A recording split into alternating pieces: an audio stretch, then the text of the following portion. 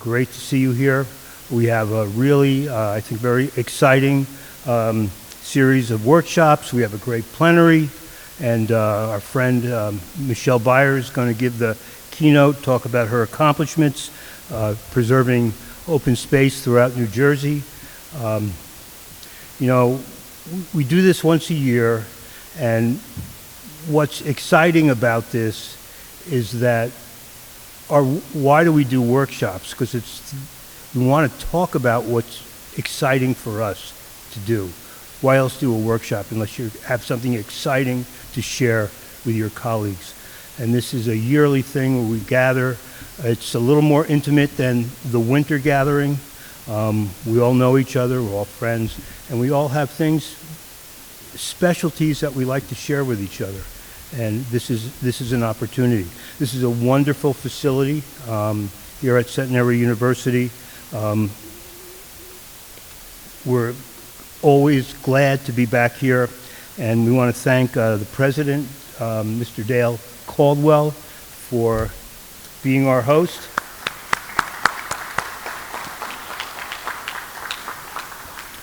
So there are 11 organizations that collaborate together for the Highlands cluster of the Delaware River Watershed Initiative.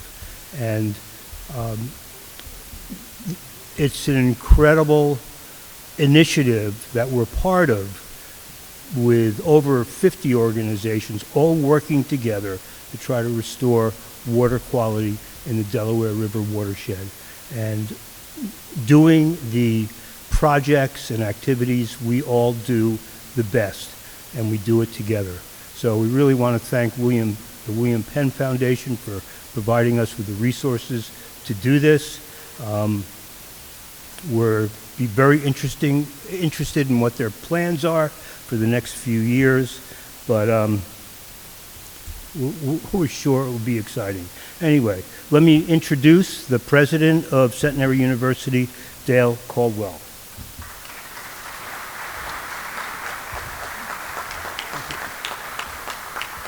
Thank you, Elliot. Good morning, everyone. Welcome to Centenary University. How many of you have been here before? Oh, good number. Okay. As you can see, it's a beautiful university. I am the new president. I started July 1st, and it's been wonderful. I'll talk in a second about some of the things that we're doing. But I'm also very close to what you're doing. I was actually the deputy commissioner of the New Jersey Department of Community Affairs when the Highlands Act was signed. So this is, you know, in the McGreevey administration, Susan Bass-Levin was the commissioner, I was deputy. And one of the things we're trying to do is higher ed differently. You know, we're looking to partner. One of the challenges, and so my background's a little, I was at FDU before, but I was at Deloitte Consulting for a number of years before at DCA. And so we're looking to partner with organizations. And one of the things we're starting are certificate programs, the Centenary Learning Institute. So if there's a certification or other things that you think people should have, we'd love to partner with you to do that certification, help to raise money for you, and to do other things along those lines. So this is the beginning of a partnership with Centenary University. You know, my hope is that there'll be many more things you're doing. What you're doing is so vitally important. You know, next year we got to make sure every seat is filled, you know, so that we can support this. But I just wanted to welcome you, say that Centenary is on your team, and let us know if we can do more. Have a great conference.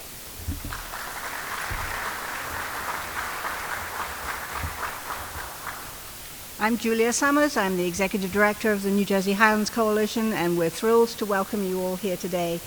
I'm here to introduce our facilitator for our plenary and our fantastic plenary participants. Ben Spinelli. I'm sure there's nobody here who hasn't already met and doesn't know Ben Spinelli. Through his amazing career as a mayor, as a nonprofit leader, as a director of the Office of Smart Growth, he's had a storied career, and now, of course, closest to my heart. He is the executive director of the New Jersey Highlands Council and doing a fantastic job. And joining him from the far end of the table, we're thrilled to have Martha Sapp, who is the director of the Green Acres program, Jay Watson, who is the co-director of the New Jersey Conservation Foundation and used to work at Green Acres many years ago. And joining them is Renata, who is the director of the Outdoor Equity Alliance. And my challenge to them was, I want you to leave this room with your mind buzzing and excited about the workshops. And I particularly asked Renata to be provocative. So, Ben, take it away. Thanks, Julie. Good morning, everyone. We have a great panel here today, and I think, thank you. Are they all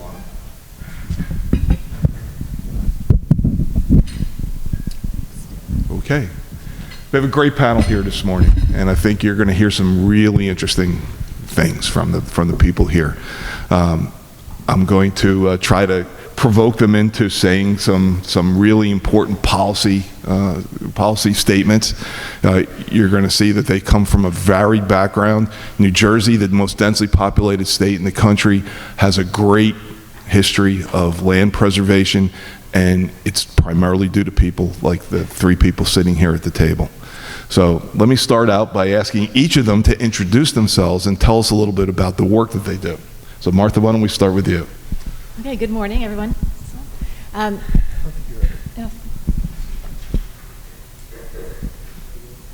How about now? Okay. Good morning. I'm Martha Sapp, and I am the director of the Green Acres program. Julia mentioned a bunch of things that Ben has done in his career. I've been at Green Acres my entire career, 36 years, and I love it because what we do two things. We preserve open space and we build parks. And what could be better than that? So our mission is to create an interconnected system of open spaces so that people and critters can travel around and have a better quality of life. So we buy land directly for the state that become part of the state system of parks and forests and wildlife management areas. And we also give out low interest loans and mostly grants to local governments and nonprofits to buy land, develop parks, and also do stewardship projects. So this is what we do. We do a lot of advocacy, not political, but just in this kind of outreach. We believe very strongly in community engagement, and we want to hear from you what we can do better. We want to tell you kind of what we're up to, and then later on today, as a shameless plug, I'm talking about the SCORP, which is the Statewide Comprehensive Outdoor Recreation Plan, where we ask the public what they wanted, and we listen to them, and now we have a plan. So we're always trying to learn, and we're here to share and receive your information. Thanks. Jay? Thank you. Try that. Testing. Can you guys, okay. Sounds like you can hear me now. Okay. I'm Jay Watson. I'm one of the 3 co-executive directors at New Jersey Conservation Foundation. We tried a new model this round after Michelle Byers' retirement, and so there are 3 of us in charge of the organization now. New Jersey Conservation Foundation is one of the oldest nonprofit land conservancies in the state. We're a statewide organization. We've been a part of preserving around 140,000 acres along with our partners during that time, during that 60-year period. We own a number of preserves, I think 27 preserves up and down the state, 75 miles of trails. We do a lot of policy work. I know Amy's in the audience. And we have just been doing a lot of good in the landscape for a very long time. I've only been there for 3 years. I spent the majority of my career in the New Jersey Department of Environmental Protection, and Martha is the new me.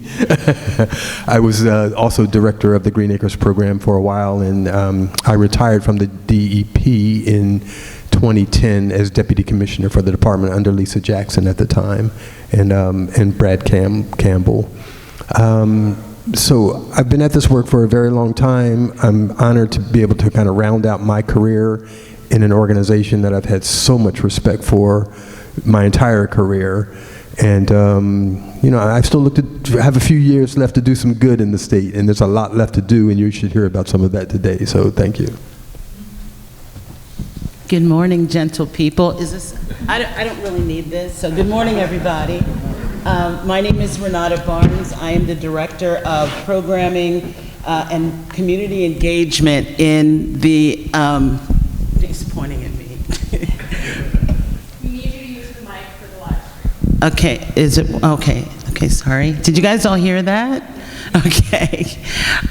For the Outdoor Equity Alliance, our organization has three missions, generally speaking. We want to get everybody outside. Everybody, no matter who they are. We do have a particular interest in making sure that people from emerging communities, and by emerging, I mean people of color, the differently abled, immigrants, documented and undocumented, LGBTQ, and others who are traditionally on the periphery of just about everything.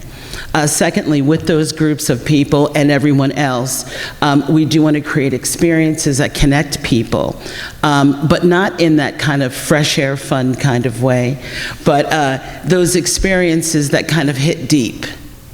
And thirdly, we want to create opportunities for educational, vocational, experiential, apprenticeship opportunities for people to actually enter into the environmental sector, and again, with an eye towards people from emerging communities. Thanks.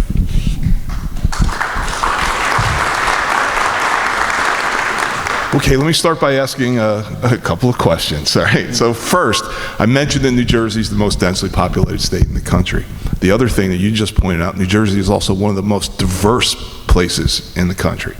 What does that mean for our policies and how we go forward in thinking about the public spaces that we acquire and make available to the population? I'll start.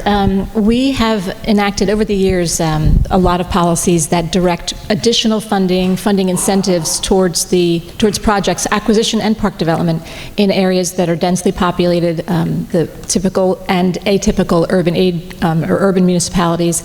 In the past few years, the department has been talking about something called overburdened communities, where there is an inordinate amount of environmental and health stressors in certain areas. So Green Acres has also been trying to direct more funding towards those, towards the people who live in those sections of the state, who have actually been suffering more than others. So last year, for the first time, we were offering 100% grants for land acquisition and park developments in those adversely stressed, overburdened communities, because it's been such an unfair burden for so long. Parks and open space can help. Okay. I'm sorry, the question again was, I was listening to what you were saying, what I could glean. In a state as densely populated as New Jersey is, and as diverse as New Jersey is, what's the role of public open spaces? And why are we doing this, and what are the benefits?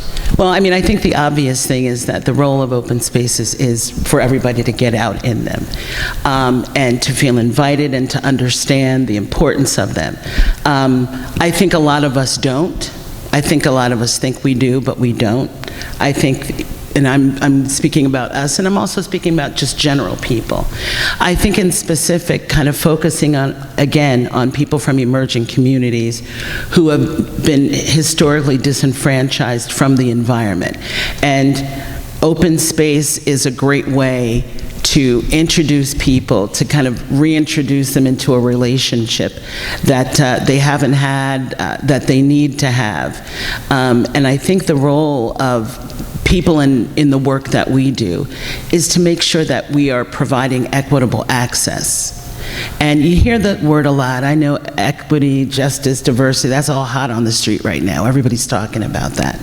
But it's so important, because I think when you look at the past of what the environmental sector is, and especially if you look at who gets to acquire and determine where open space is, they don't really look like people like me or Jay. But the future of the environmental sector is going to look like us and other people. And I think we need to have an eye to making sure that everybody knows about these open spaces, experiences them. So I think going forward, we need to make a concerted effort, genuinely so, to bring everybody into the open space. Thanks, Renata. And they left me with little, as expected, because both of these two know so much about the issue. But I'm more optimistic than ever, I think, that we're really going to have an equitable distribution of the public funding that's available. And I'm more optimistic in the challenge that nonprofit organizations and others are really taking on now to make sure that their work is equitable. When I started doing this work, I started at Green Acres in 1981. I should say back in 1981, I started at Green Acres. But I remember at the time, Trust for Public Land was really the only organization that was working in the urban arena doing open space work. And maybe Isles Incorporated in Trenton, so there were small pockets of organizations. But now, thankfully, and unfortunately, I think the tragic events around George Floyd's murder has turned a lot of us inward to think, what can we really do to make a better New Jersey and a better world? And we have to do those things that are within the sphere of our influences as organizations and individuals. And I'm really happy about the emphasis that organizations are now placing on diversifying the makeup of their work portfolios. There is a lot of investment going into communities of color and urban communities in general. Right in our mission statement at New Jersey Conservation Foundation, we say for the benefit of all. And we're doing our strategic plan right now. We're going to make sure that we kind of honor that. Outdoor Equity Alliance is kind of nature for all. It's on the back of their t-shirts and on their websites. And I'm really optimistic about our collective future, that we are going to diversify the makeup of the work that we do, include more people in this work, make connections both to these wonderful open spaces that we are preserving, out in the rural areas, but also do work in community so we don't have to take people out to places to show them about the environment and then return them to their homes, so that, they are back at home without the respect for the environment that they've had, in other places, so. Can I add something? Absolutely. I just want to add something. The department has, for the past couple of years, had a program called Youth Inclusion, and we bring in probably about 60 youth throughout the summer, from ages from like 16 to 24. And we bring them in from Newark and Trenton and Camden and Elizabeth so far, and they get to shadow different parts of the department to sort of introduce them to conservation, environmental protection as a career path, but also just to let them know that they're invested in their in their community, and we want them to be invested. But there was a moment last year that really hit me. We were working with the kids, I'll call them, talking about park development and in parks in their cities, and this particular person was from Elizabeth, and we were talking about a park near him, maybe a new park near him, and he said, they're not going to put it near us. We live in the projects. They're going to put it over on the other side where they're trying to build up, the city. And it broke my heart because they were thinking they didn't deserve parks and open space near them. And we very strongly told them that our goal is to get them to understand that they have a voice and we want them to use it. And if they gather together and they unite, they can actually be heard. And we had the group that brought them in, had them connect these kids to the mayor to actually give them an opportunity to be heard, because it's just heartbreaking for them to think that they don't deserve that, that kind of everything, what everybody else deserves, what everybody else has, they feel like. So then we need to get to the next generation early and let them feel empowered. Okay, let me ask you, do you think that, is this really new? Is this really a new way of looking at open space, or does this harken back to to kind of the concepts that were promoted by Olmsted? And when we created the great urban parks mainly on the East Coast, but in the major cities of the United States, where the concept of bringing open space to the masses was behind that kind of investment that we still enjoy today. And should we be looking back at those lessons and carrying them forward?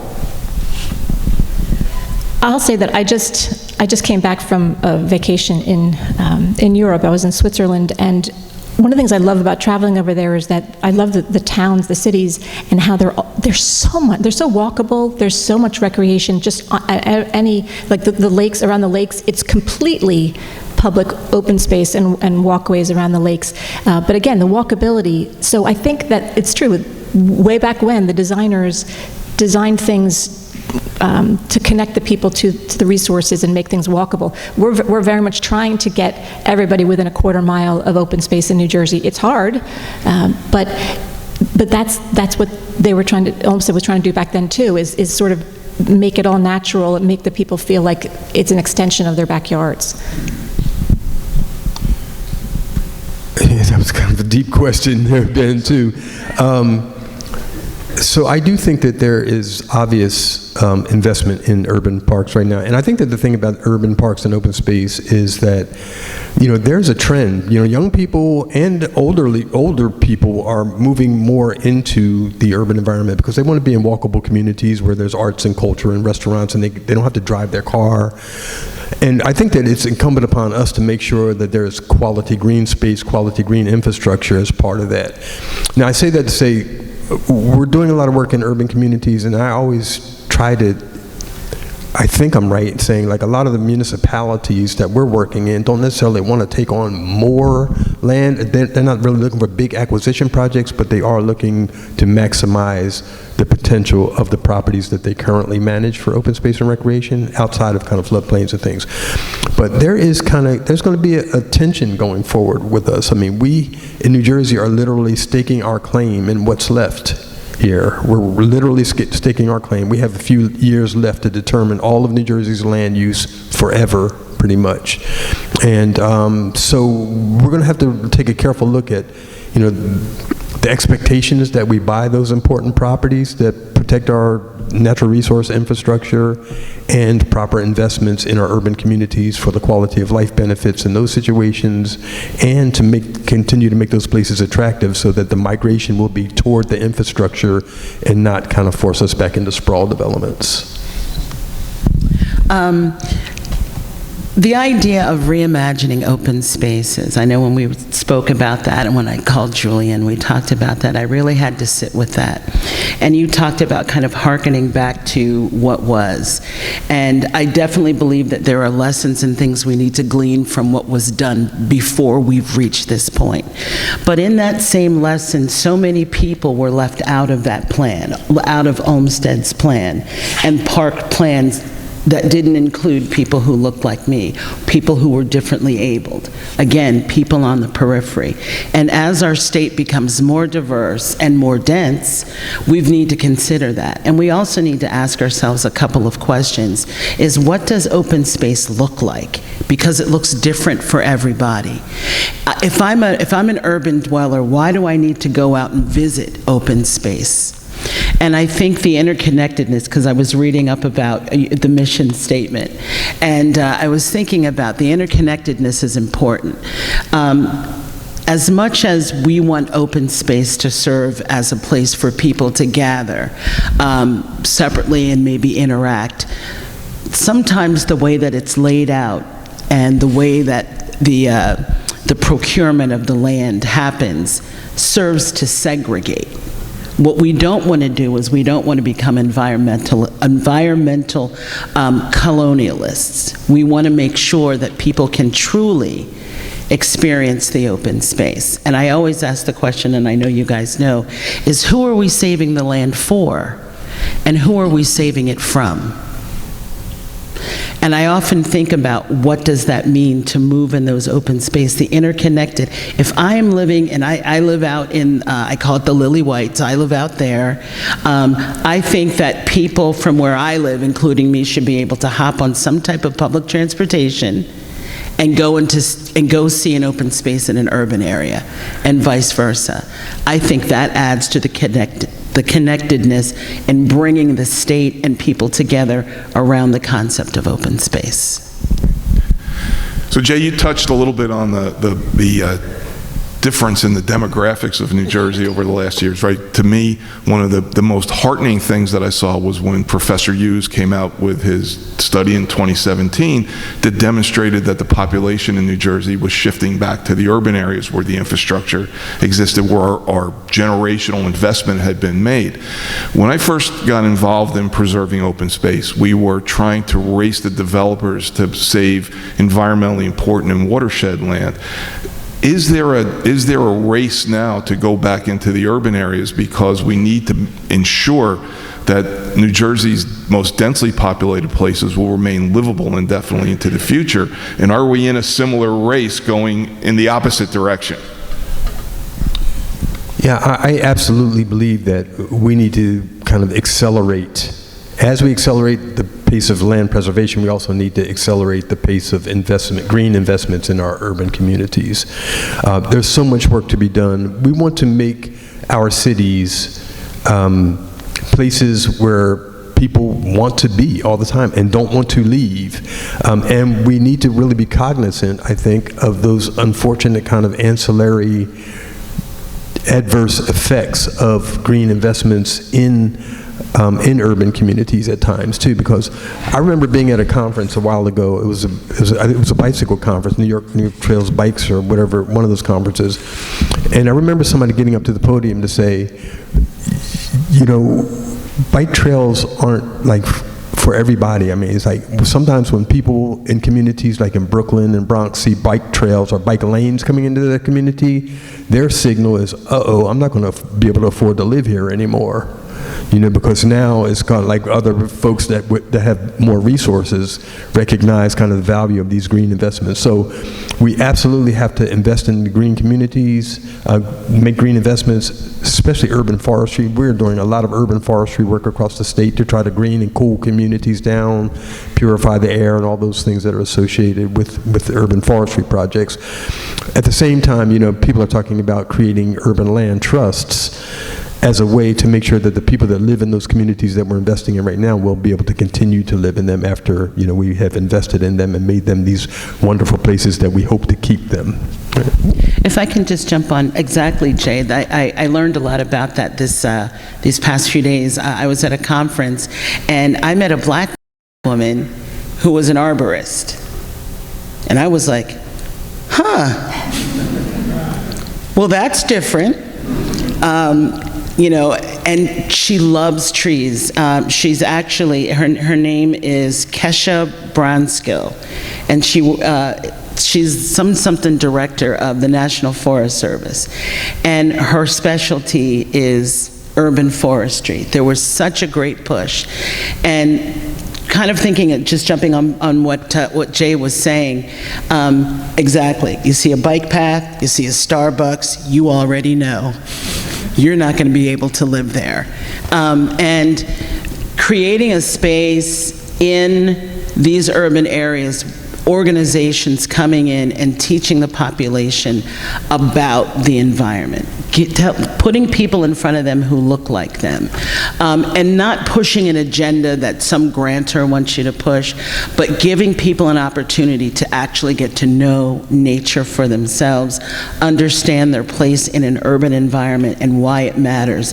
It was so amazing. I met another young woman, African-American woman, who is studying to be an arborist. I met another person who it was just amazing for me, because usually in these circles there's not a lot of diversity, and I think that it's important that we work to make sure that everybody gets a voice within this sector to go out and reach other people, and not just the people who look like me, but the people who don't look like me need to know about me, need to know about the history.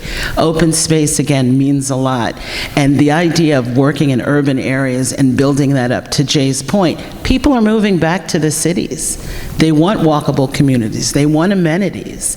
We want to make sure that open space doesn't serve to separate, but brings people together. And I just to add to that, Renata, I've always looked at kind of urban green investment as a way to reduce the pressure on those other properties that are out there kind of that we're trying to protect. So that's kind of the converse. Perfect segue, because I was going to say, we spend a lot of time and money in Green Acres preserving land to keep it in its natural state. as we're talking about areas that are more densely developed, it's not too late. It's not that whatever's there now, whatever's developed, we're stuck with it. I always talk about the Joni Mitchell song about pave paradise, put up a parking lot, but you can unpave the parking lot and restore it to something open. So we're always encouraging people to look in their neighborhoods, urban and non-urban, and see just because something is there in front of you with a structure does not mean it cannot be acquired, the building demolished, and restoration work to happen. And that's should be part of the planning process when you try to decide where the open space should be. And one other thing, again, we all care about natural resources and the people who need to enjoy them and the environment. It's not a competition. People, when we've talked in Green Acres about incentives for park development in urban areas, sometimes the people in the more rural areas are concerned that we're not going to care about them anymore. There's enough caring to go around. Well, that goes right to what my next question was going to be. You're welcome. Right? And so, part of the diversity of New Jersey is the diversity of landscapes, right? We're a coastal state, we're an agricultural state, we're an urban state, right? We have very rural areas. Being able to address the needs of those different diverse landscapes, can we have enough money to go around to make sure that we're meeting the needs that the state has in all those different landscapes? Well, in preparing for this conference, I looked at what the open space tax situation is in New Jersey, rather, and besides what Green Acres gets from the Garden State Preservation Trust and the sales tax, we $357 million came in last year through the municipal and county open space taxes. So there is a lot of funding out there.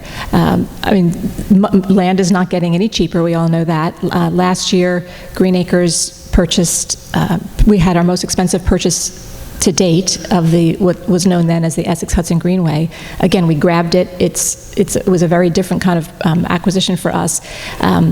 But we knew that sometimes you have to spend the money because the resource is so special. But I do think, there's never enough money, but you have to use it wisely and leverage it. So I think there is enough to do some major, have a major impact on our future. And I'll just jump in. There's kind of like a bifurcation of funds from the corporate business tax and Garden State Preservation Trust with the Farmland Preservation Fund and the open space funding. So I think there's a whole program designed to make sure that there's adequate farmland for the agricultural industry going forward in New Jersey, and there's a pot of money set aside, although there's a lot of overlap as well. So the fact that we have a stable source of funding in New Jersey now, I think the law says in perpetuity is like amazing. We're the most densely developed and populated state in the nation, and yet we've already exceeded 30% of our landscape preserved. And that's kind of like the national goal, 30 by 30. People are saying we're already there. So we're going to be, once again, the progressive New Jersey and get to the next level, which is going to be beyond the expectations. I think that there's a lot of money in the system right now, and I really want to focus on the efficiency of those programs so that we can make sure that it's easy for organizations like ours and municipalities and counties and the state to kind of get at that funding. I think that we've done a pretty remarkable job in diversifying the distribution of projects and work that we do across the state. There's a lot left to do. I think that a lot of us New Jersey Conservation Foundation is just doing a strategic plan right now to look at where we need to focus our efforts, but I think that we've been pretty fair, honestly. I know that, we've even changed kind of the percentages of funding that go to communities, recognizing kind of density of population in those communities. You call them kind of service area needs, like what's needed in that community and how many people are you serving by this dollar investment. I think those were kind of important distinction in prior to distinctions in prioritizing the distribution of the funding in an equitable way. And I think that this Inflation Reduction Act funding, and there are a lot of pots of money out there, I think, that put us in a really good position to continue to buy property, preserve land, wherever it is, farmland, highlands, coastal areas, the Delaware Bayshore, all those important properties. But we have to make sure that the programs put us in a position to get at it as easily as we possibly can. And I think the other important thing is that with the acquisition of more land and with this distribution of money, it's important for organizations that are in land trusts and such to partner with groups like the Outdoor Equity Alliance, who are making up that educational piece, because we're going to need people to steward these lands going forward, and we want to make sure that it's reflective of the diversity that's actually in this state. We want to make sure that we're respecting that rural lands and urban lands need to be managed different. And, you know, to your point about people in rural areas feeling like, you know, they might be forgotten. You know, equity is not pie. There's enough for everybody. There really is enough for everybody. We need to make sure that we're doing that work to make sure that they might need different things at different times, but there is enough. Shame on us if we miss all of these cues that Martha and Jay are putting out to the community, to those of us who are in the environmental sector, to make sure that these things are met and done. I want to come back to the stewardship question in a second, but first I want to stay kind of on this subject. And how do we use our investment in open space and the reasons why we preserve land?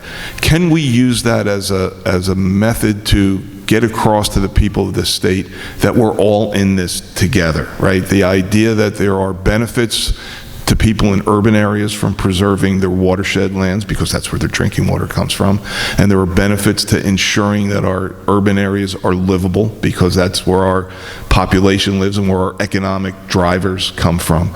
Can we use our open space investments to raise awareness of that fact that we indeed all rely upon each other in this state? I'll say that for Green Acres, we have been pushing, and sometimes getting some resistance, which is odd, pushing more and more community engagement when a municipality or county or nonprofit is applying to us for funding, because a lot of acquisition is reactive. I mean, years ago we were fighting against housing developments, and now it's all warehouses. You know, people calling us saying we need to buy this land right now, or there's going to be another warehouse. But and when we give out funding through our planning incentive program, which is when a town or county has an open space tax, we require them to prepare an open space plan that has a public process with it, because we need the public to tell us, we need them to understand, and we need them to tell us what they need. And again, with our applications, we're requiring more and more public engagement, community engagement in the planning process, because it's a two-way street. The education, the learning, you know, if we buy this, who's going to take care of it? All of that, it's got to be a conversation with the public to be successful. Yeah, I agree completely, and I think that we've not done a good enough job, I think, in making that point, that these projects, even though they might not be in your neighborhood, still benefit you for the ecosystem services that these projects provide you. The Highlands Coalition and Highlands Preservation Alliance and a couple of other groups, Baykeeper and others, were charged by Fund for New Jersey a while ago to kind of like establish a conservation and racial equity agenda going forward. Like, what would that look like? And to try to establish a system where we were all charged with looking through an equity lens in all the work that we do. And one of the exercises that we did was to look at all of our individual organizations and say, okay, what are we doing equity-wise, so that, you know, we can kind of demonstrate that we are really concerned with that. What kind of projects are you taking over? And of course, the Highlands Coalition and others were saying, well, you know, we're protecting the water supply for, you know, two-thirds or half of whatever, what's the number? I don't know. 70% of the state's, you know, residents in urban communities. But there is not a real bright line, I don't think, like in the urban community with that fact, right? That's where the water comes from. And So, my organization are doing work on the ground in Camden and City and Elizabeth, and I'm thinking those things are like more obvious to people in those communities, but maybe not as obvious to the people in the Highlands that might look in and say, well, is that really a good use of the funding to do these small forestry projects, in the middle of Trenton or by this small urban farm. So I guess that's the long-winded way of saying we need to do better of making exactly that point, Ben, and just making sure that all these projects really kind of intersect and help multiple communities. Yeah, and to that point, actually, this morning on my way up here, the OEA has we have an interim executive director, William Wilson, who gives me a call every day, multiple times a day, as I'm up here, and asking me about this. He was on his way to Trenton to work with Upward Bound, which is a program out of Mercer County Community College, teaching youth about trees.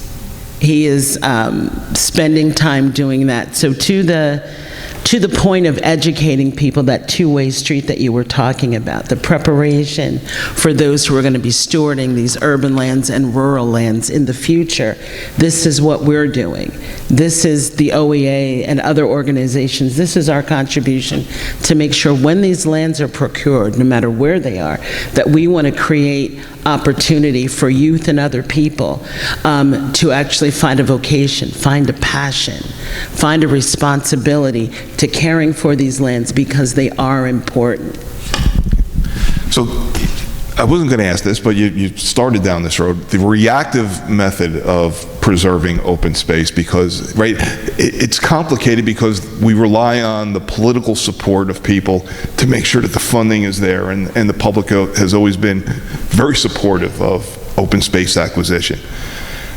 That reactive nature of looking at something that's gotten people's ire up, and that's where we need to make the investment, rather than looking at it from a well-planned, well-thought-out strategy, right? How do we ensure that what we're really doing is making the decision to preserve land where that decision is right, to use land for human activities where that decision is right, and to make sure that that's the guide going forward to making intelligent investments in our open space rather than reactive investments. I think we all suffer from sort of procrastination. You get used to things a certain way. So many of the projects that we've been involved in, sometimes it's actually resulted in the creation of a new nonprofit, because that place down the street that you used to play in, the woods that you used to play in, are suddenly at risk. And again, everyone reacts, everyone moves forward. So that's kind of always been the case. When you're about to lose something, you realize how important it is to you. That's why we require all the planning, because we're hoping that, except for when these emergencies pop up, you'd still follow the plan generally, or at least, if not identifying parcels, what's important to you, what's important to what makes your community unique and special, whether it's recreationally or naturally, that kind of thing. What matters to you? Plan it when you're not under pressure, and then follow the plan. There's always time. There's always going to be opportunities where something pops up and you have to react. But the procrastinating and emergency response thing just doesn't. It's not good policy, because then the land costs more. Because if you wait until it has its approvals, it's going to be more expensive, and then even though there's a lot of money in the system, it doesn't go as far. So I really, although I am a procrastinator, I really tell people for open space planning, that's really important. I would just say that I'm super hopeful going forward, largely because of the New Jersey Conservation Blueprint. I mean, to me, I refer to it as the GIS for dummies, because even I can use it, and I use it every single day, and I know the Nature Conservancy are here, and our team are here, Tim Brill and others. We use it every day, and it does put us in a position to really assess the importance and value and priorities of specific parcels in our landscape, and it gives local governments and nonprofits and county governments and the state the ability to plan, to try to be strategic. But as Martha said, this body of work, this land preservation work, has always been largely opportunistic, partially because we have to deal with willing sellers. And there was a guy who worked for Green Acres for a very long time, a deputy administrator, Dennis Davidson, and his mantra was, buy what's for sale. This is New Jersey. Buy what's for sale. Don't get hung up in trying to like pigeonhole yourself in a lot of different. So there's some merit to that as well, because we are kind of running out of time in New Jersey. But I think that to the extent that we can be more strategic, we are, and the Conservation Blueprint did put us in position to identify individual property owners based on climate values and water resource values and habitat connection values and all those important things. Daniel's Law has now kind of required, I think, counties to remove the actual names of property owners, so it's made it like a little more difficult for us to get to those important properties because we don't know who owns them necessarily because of the tragic incident that happened with the judge's family. But that's a remarkable tool that's really putting, I think, a lot of us in a position to determine what are the most important lands left for us to go after. Yeah, I got nothing. So. Okay, so Martha, you just touched about the cost of land, and one of the things that I think needs to be understood is the importance of investing in all the different landscapes of New Jersey. But when you see that you can pick up 200 acres of rural land for the same price that you may have to pay for an acre of urban land, and that urban land may have contamination issues and other impediments to having it be publicly useful.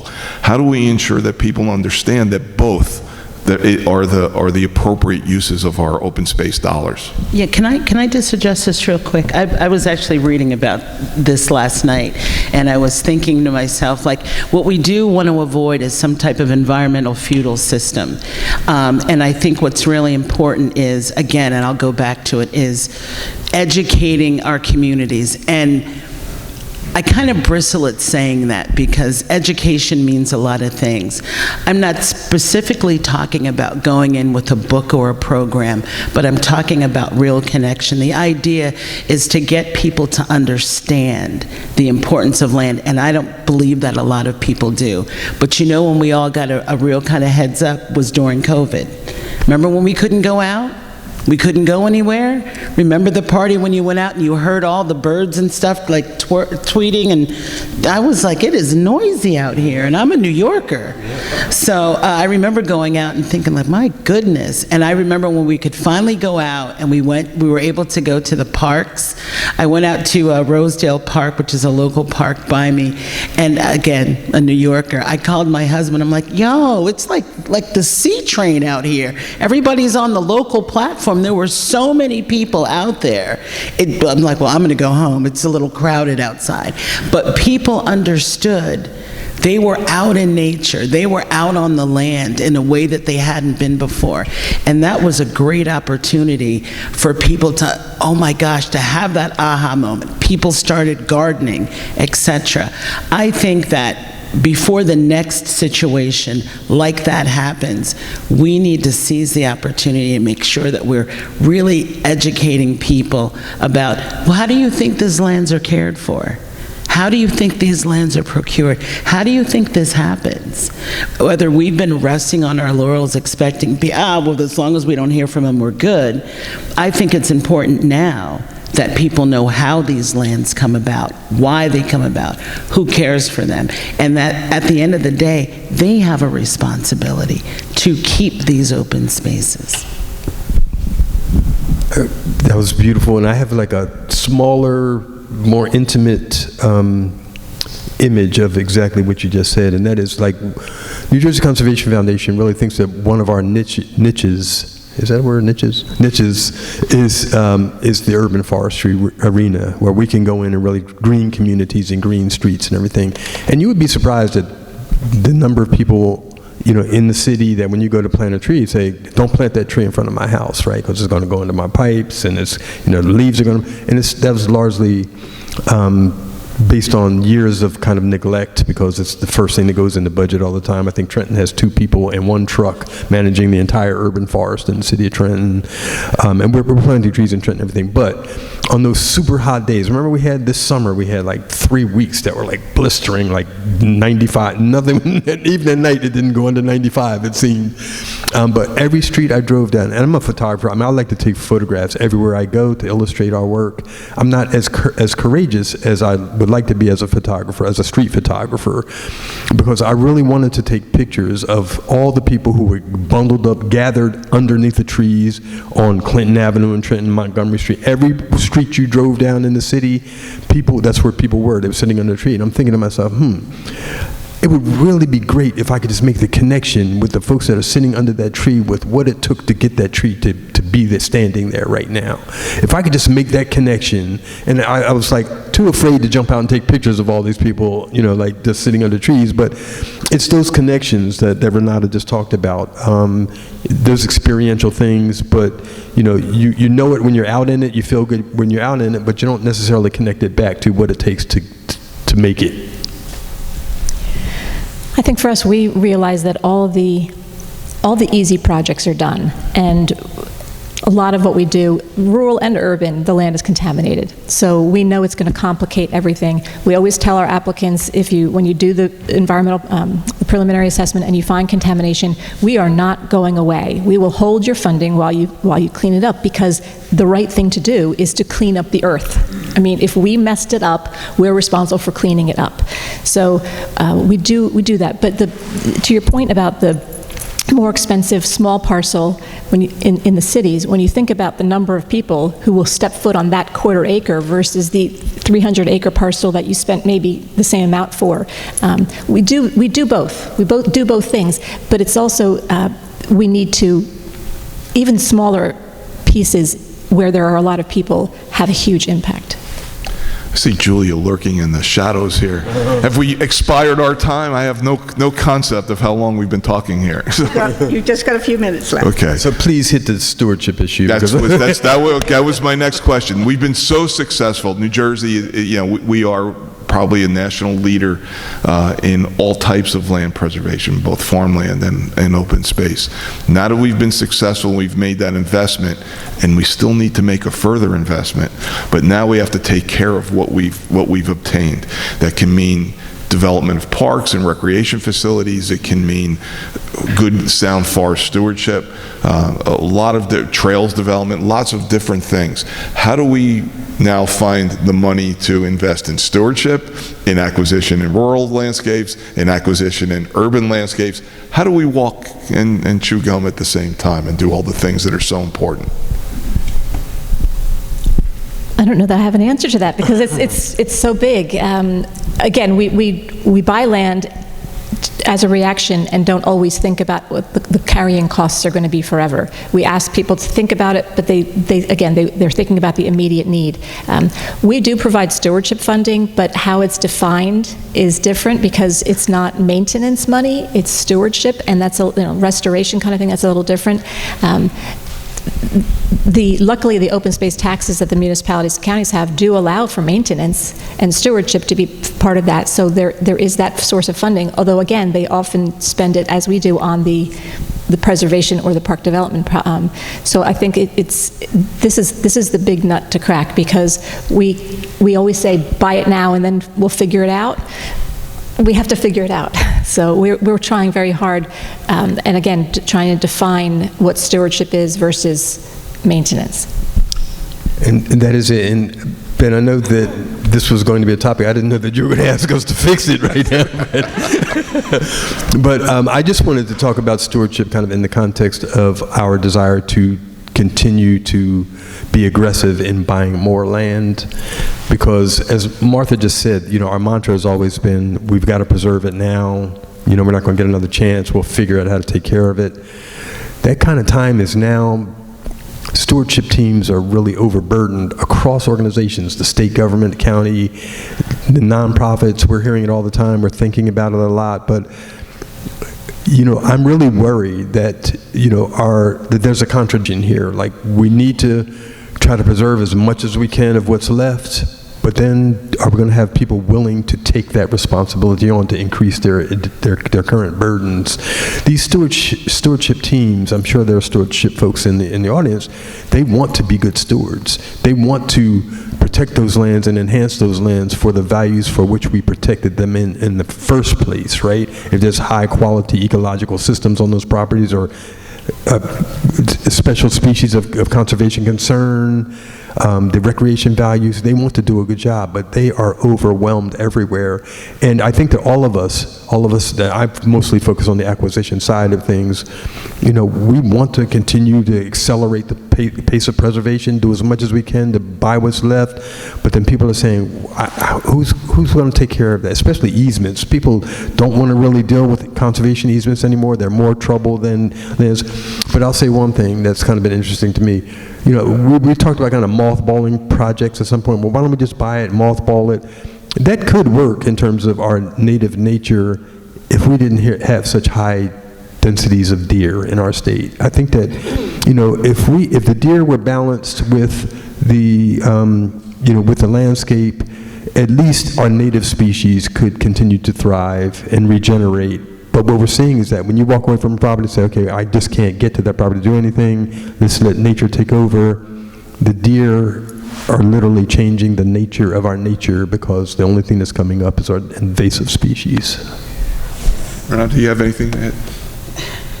Just real briefly, I'll just say it again. I think that education and making opportunities. I'm so grateful that the Outdoor Equity Alliance, one of the things that we do is internships, and one of our internships is careers in conservation in addition to agrihood. And one of the things the president of our board said to me last year was like, this is really great, Renata, but we need to make sure that we have opportunities for these kids to actually go further in this. And this year we were able to place 6 of our interns in externships. One went to the Audubon, 2 went to Princeton Open Space, and I can't remember where the others went to, but were involved with moving forward because of their interest in the environment. I want to be able to, they were all of color, by the way. I want to be able to create that. I want to be able to make sure that this burden that the stewards currently have, that they can look at organizations like the Outdoor Equity Alliance and say, this is where our next generation is coming from. The biggest issue is really finding funding to run programs like this. We get people who are genuinely interested. Our first year when we did agrihood, again, our grant allowed us to have 20 students. We had over 70 applicants for those positions. We had the same thing with our careers in conservation. 20 slots. I think we had about 45 kids wanting to be a part of that. These are the things that are going to feed those. These are the things that we want to bring people in, and I'm grateful for that. And that's where I think we're going to be able to address this stewardship question. There are so many more things that I want to ask you. Can I just add one more thing, right though? Ahead. And that is, number one, I haven't been up in this area for a long time. I've come up here when I was with the DEP to the fish hatchery and all those things, but it really reminded me of how beautiful this state is. I mean, coming through these rolling hills and forests, can we imagine if all of this stuff gets developed and what the implications are going to be to the Pequot River and the Delaware River and all those things? But one thing that really struck me is the number of dead ash trees. It struck me all along my drive here, just looking at the dead ash trees standing and kind of what the stewardship burden is to that for all of our organizations, not just in rural New Jersey, but ash trees were like the tree of choice 10, 15 years ago in all of our cities. So all of our cities have ash trees that are now 10 inches, breast height diameter, just taking off, just dying. That's a really big problem for us all and a very expensive stewardship problem. And, from my personal concern, right, the New Jersey Highlands has the highest density of ash trees as a component of the forest anywhere in the country. Yeah, that's amazing. And it's going to disappear from the landscape during our lifetime. Right? I mean, this is our new Dutch elm disease, I think. It's horrible, but we'll get through it, and, other things will emerge. So we have to end this on a positive note, not the dead ash trees. Sorry about that. That's okay. Like I said, there are so many more things I want to ask, but we are out of time. Right? I think you will agree with me that this was a spectacular plenary.